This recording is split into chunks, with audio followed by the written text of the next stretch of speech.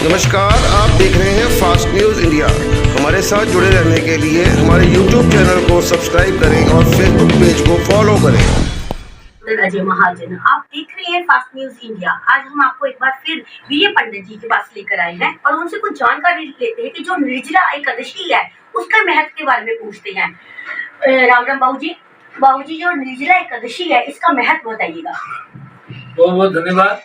ये बहुत ही अच्छी परंपरा है कि हमारी जो सनातन परंपराएं हैं, जो हमारे रीति रिवाज हैं, जो हमारी धार्मिक विधाएं हैं, उनको लोगों के साथ बताना बहुत ही एक अच्छी उत्तम बात है।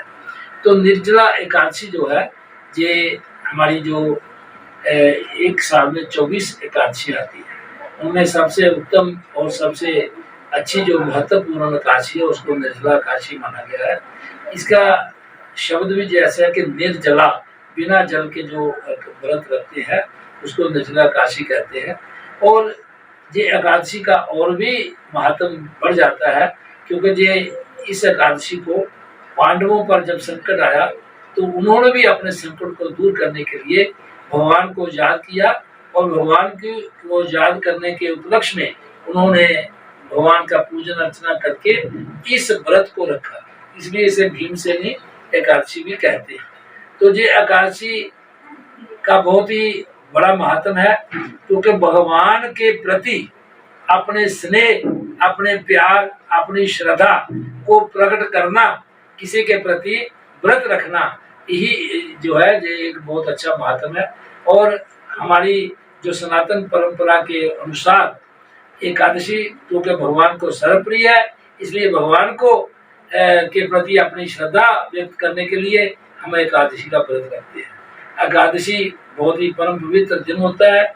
इस दिन लोग अपने घरों में बहुत ही फल फूल के साथ भगवान का पंचामृत के साथ पूजन करते हैं। पंचामृत में दूध, दही, शहद, घी और चीनी, ये 5 चीजें पंचामृत में आती हैं। और भगवान का, ठाकुर जी का बड़ी श्रद्धा से, जल से, दूध से, इन सभी पंचामृतों से भगवान का पूजन करके, उनको स्नान आदि करवा के और बड़े ही तिलक आदि करके, पुष्प चढ़ा के, तुलसी दल चढ़ा के, जब भगवान का, क्योंकि तुलसी भगवान को बहुत प्रिय है। और एकादशी के दिन ये जो है ना, तुलसी भगवान के प्रति अर्पित करते हैं और भगवान के प्रति पूर्ण रूप से श्रद्धा व्यक्त करते हुए, प्यार और स्नेह भाव को प्रकट करते हुए, अपने मन को शुद्ध और पवित्र करते हुए ये हम व्रत रखते हैं। और ये जो निर्जला एकादशी है, इसका और भी विशेष महत्व है कि ये जब अभी जो ग्रीष्म ऋतु है, गर्मियाँ शुरू होती हैं, तो ग्रीष्म ऋतु में जल की ज़्यादा अधिकता होती है। जल के बिना हम नहीं रह सकते, हवा के बिना हम नहीं रह सकते, फल के बिना हम नहीं रह सकते।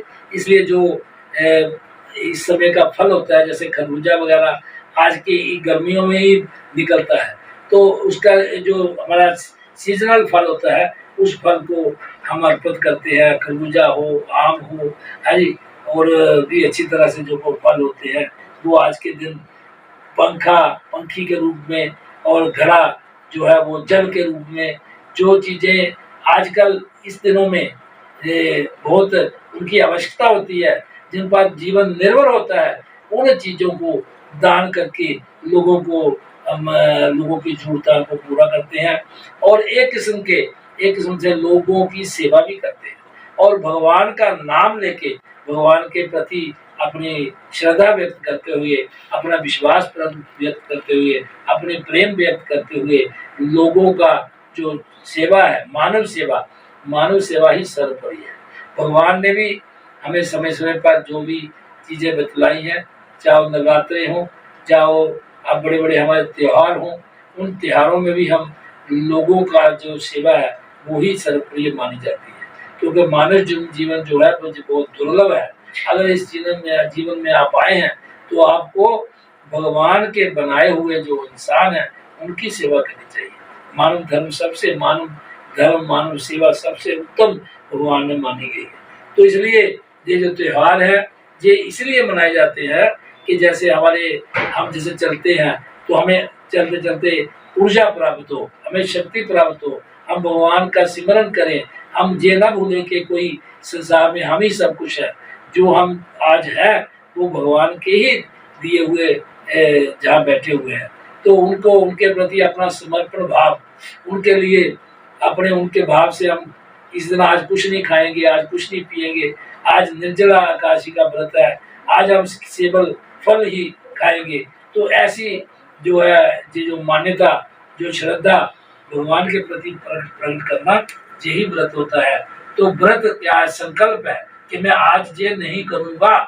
तो किसके लिए नहीं करूँगा? अपने लिए नहीं करूँगा, भगवान के प्रति अपना प्यार भाव बताऊँगा। यही जो परंपराएं हैं, इन परंपराओं का पालन करते हुए आज हम जो हमारी ग्रीष्म ऋतु शुरू हुई है, आज देखो आज का दिन बहुत गर्मी में बहुत होता है। तो किसी राहगीर को जल पिलाना, किसी को पंखा, किसी को हवा करना, किसी को छाता देना, यानी किसी को अच्छी तरह ठंड में बिठाना, तो ये छाया में बिठाना, ये सारी एक किस्म की बहुत ही भगवान के दिए हुए चीज़ को आगे बढ़ाना होता है। भगवान के प्रति श्रद्धा व्यक्त करनी है, लोगों की सेवा करनी है, यानी ताकि हम जीवन में आए, कुछ लेके जाएं। यही परंपरा है। इसलिए हम लोग जल दान करते हैं, घड़े में जल बांध कर, गर्मी में जल देकर, खरबूजा देकर, क्योंकि वो सीजनल फल होता है, तो छतरी देकर, पंखी देकर, ये सारी चीज़ें होती हैं कि किसी न किसी तरह लोगों की सेवा हो और लोग जो है वो भगवान के प्रति जुड़े रहें। यही इन्हीं शब्दों के साथ मैं आप सभी का धन्यवाद करता हूँ कि ये जो परंपराएं हमें हमारे ऋषि मुनियों ने बताई हुई हैं, इनका पालन करना हमारे जीवन के लिए बहुत ही उत्तम है। क्योंकि ये मील पत्थर है। जब हम कहीं सफ़र कर रहे हो तो लिखा होता है 1 किलोमीटर, 2 किलोमीटर, 3 किलोमीटर। इसी तरह ये जो हमारे रीति रिवाज है, ये जो हमारी परंपराएं हैं, ये जो हमारे व्रत वगैरह हम रखते हैं, कोई त्यौहार मनाते हैं, ये भी हमारे मील पत्थर हैं और इनको मानना बहुत ही एक उत्तम कार्य है। इसी तरह हम अपनी सनातन परंपरा को जिंदा रख सकते हैं और इसी तरह अपने जीवन यापन को हम ठीक तरह रख सकते हैं। अगर ये काम करते रहे तो हमारा जीवन जो एक संघर्षमय है, जिसको भवसागर कहते हैं, हम भवसागर से शीघ्र ही पार हो जाएंगे और भगवान की विशेष कृपा हम सब पर बनी रहेगी। क्योंकि हम भगवान के बनाए हुए व्यक्तियों की सेवा करनी है, ये हमें नहीं भूलना चाहिए। धन्यवाद। जिस तरह की हमें बाबूजी ने आज बहुत अच्छी तरीके से समझाया कि खरबूजा, मटका, जो पक्षी है, किस तरह से दान करना चाहिए। Fast news India Ajay Mahajan का